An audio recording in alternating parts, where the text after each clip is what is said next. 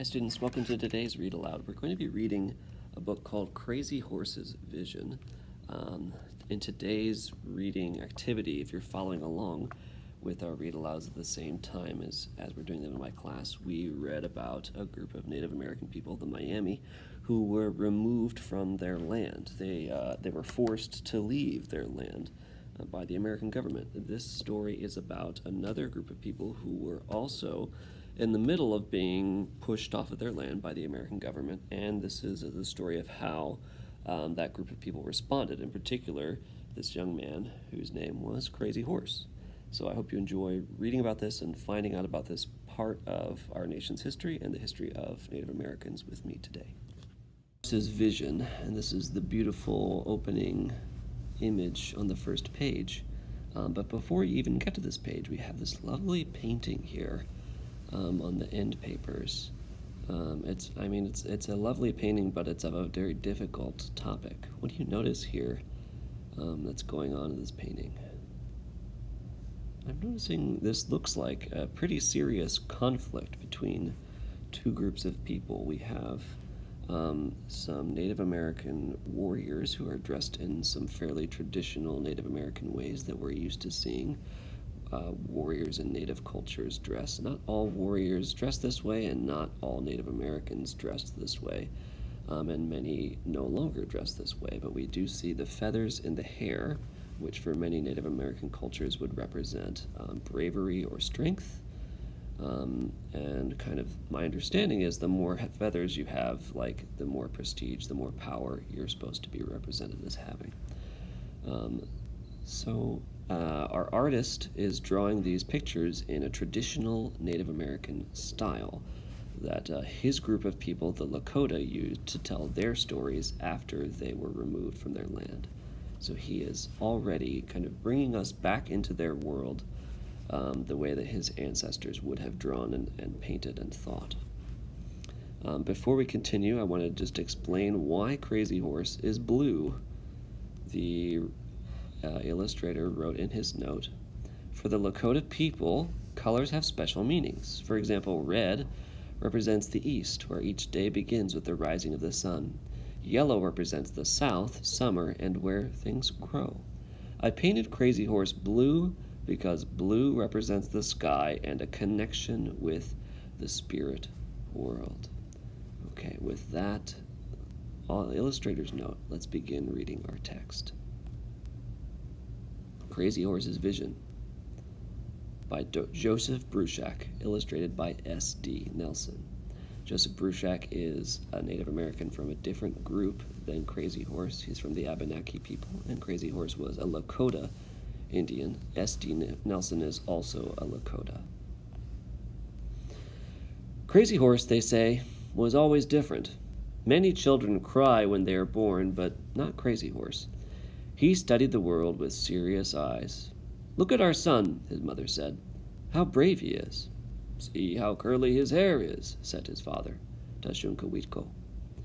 "We will call him Curly," said his mother. That's interesting. So when he was young, Crazy Horse had a different name. Do you know anyone who's like that? I believe that this was common among people in Crazy Horse's group. You would have some names when you were younger, and sometimes your name would change when you were older based on things that happened to you or things that you did. Seasons passed. The boy named Curly grew strong and wiry, but would never be tall. Though small, Curly was a leader. When others spoke, he was quiet. When others hesitated, he acted. "Follow me," he would say, and the other boys would follow. A Lakota boy could go wherever he wanted, and Curly wanted to go everywhere. He led his friends to swim in the river and ride far over the plains. They followed him up the highest cliffs where eagles nested. "Be brave," he told them. "If we're brave, we can help our people."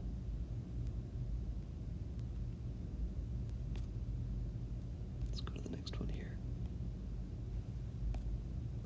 When Curly was 11 winters old, his father brought a wild horse into the camp. "Whoever is the first to ride this horse can have it," announced Tashunkawitko. Then he and his best friend, High Backbone, went into the teepee to eat. When they heard shouts, they rushed outside to look. Curly was on the back of the wild horse. It could not throw him. When it finally stood still, Curly slid off, his arms around its neck. "Your son has a new horse," said High Backbone. "So it seems," said Tashunka-Wiko. 2 summers later, Curly joined the men on a buffalo hunt for the first time. Hunting buffalo was dangerous.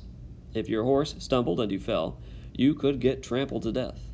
To strike a running buffalo with an arrow was difficult.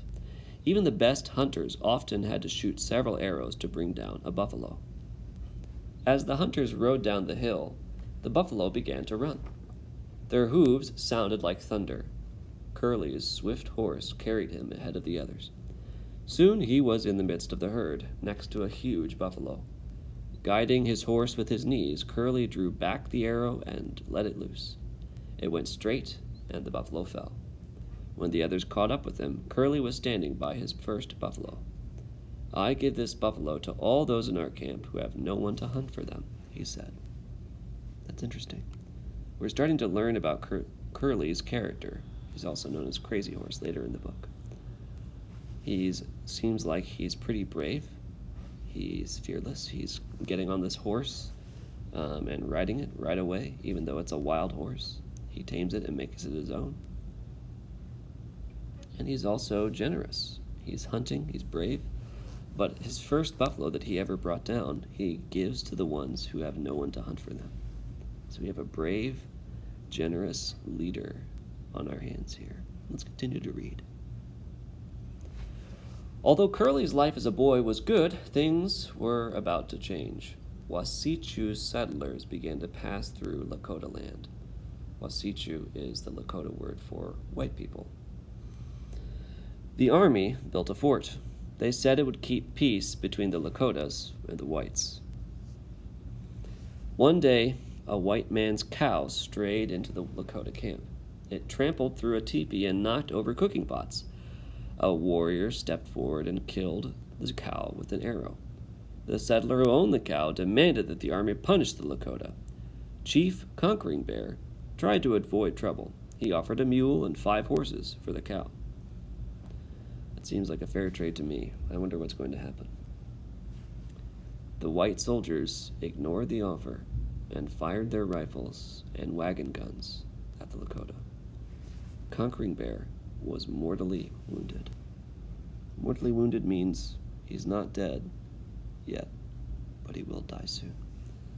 So here's Conquering Bear, caught in a fight over a cow.